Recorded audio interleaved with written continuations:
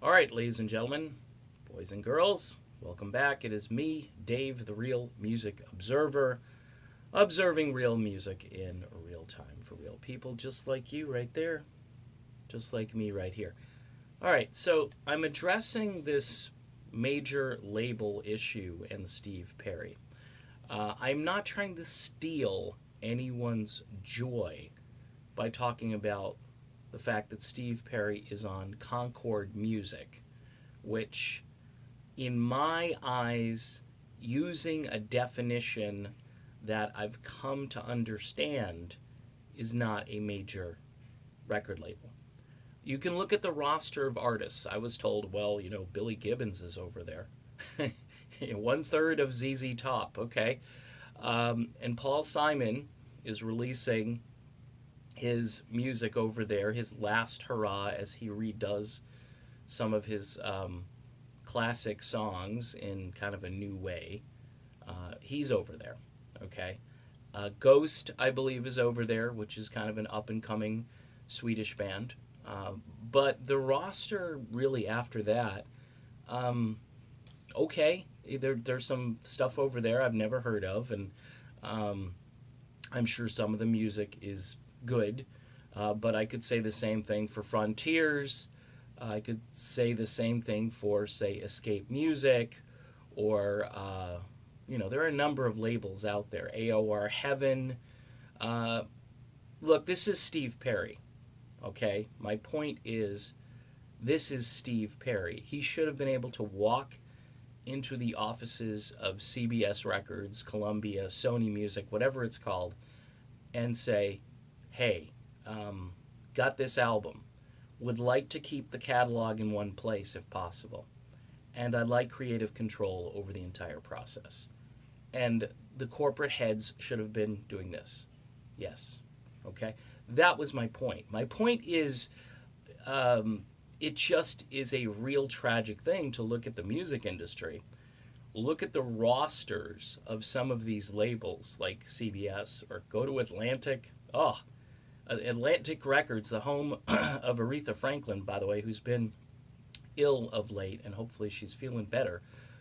We need the Queen of Soul around as long as possible to remind us about how great music once was.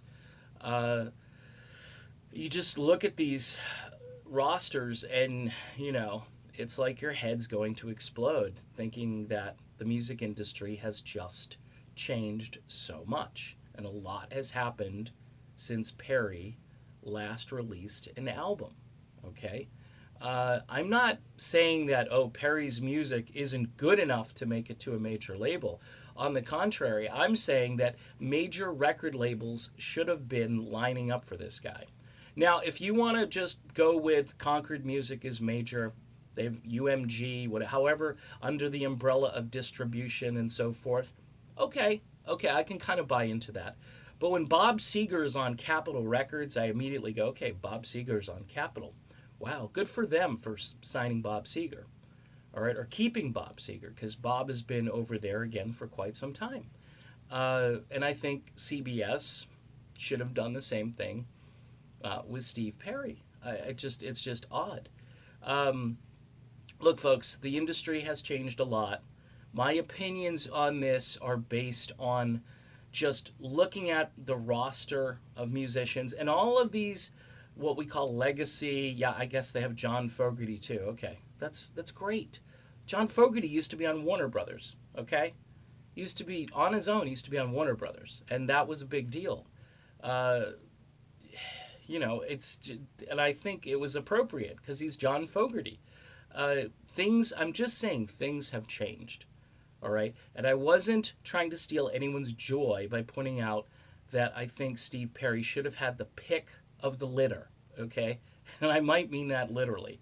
He should have said, you know what? I want this record label. And they should give me what I want. And they should give me this as an advance. And they should do this for me as far as promotions and distribution. Maybe Concord actually came forward and said, we'll do more for you than these major labels will do. And you'll help us as a record label. And maybe that was Perry's philosophy on that. Everybody keeps saying, well, he gets creative control, creative control, creative.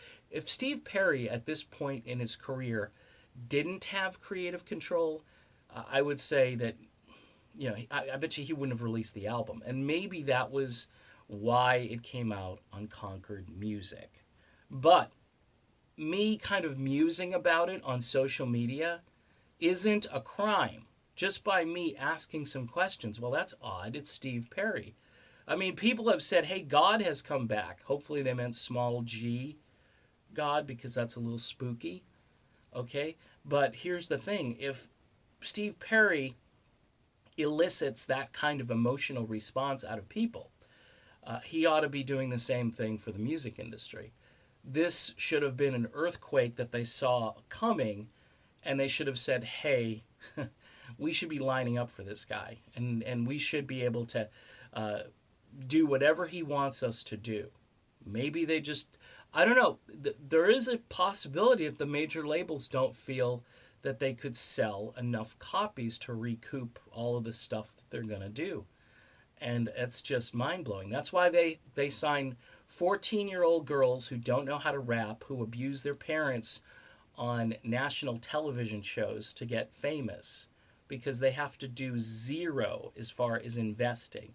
There's already this fake buzz surrounding them. I'm not sure what kind of buzz it is, but it's celebrity buzz, but it has nothing to do with talent. And with Perry, it's all talent. In fact, when you watch him in interviews, there's nothing about Steve Perry that says, yep, he's a celebrity. Zero. I could sit down and talk with him and I'd feel comfortable. I wouldn't be all like starstruck and worried if, I might pass out.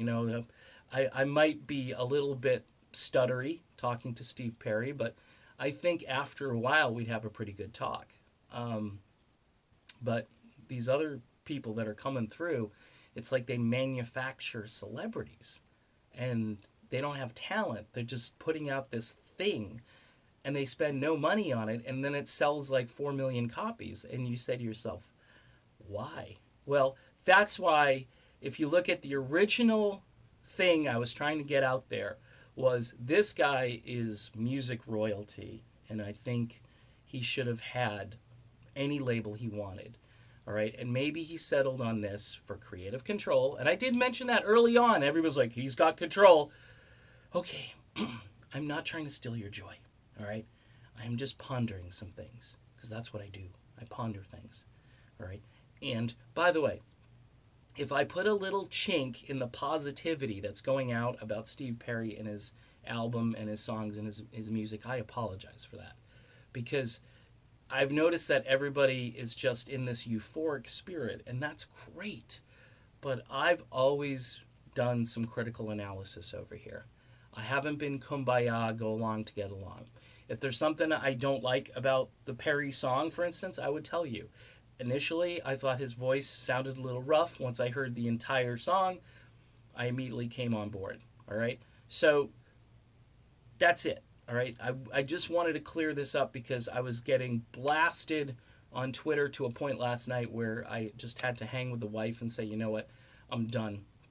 I'm done with this for a while. Unplugging this New Music Observer or Real Music Observer thing. Not new music. Well, at times it might be new music. It can get a little weird sometimes because people attribute things to me that they shouldn't. I'm just a guy observing music. I am not anybody special, and I've never claimed to be. And if you disagree with me, I can't help you, all right? I still am going to have opinions, and those opinions may seem really weird to you, but that's what I do.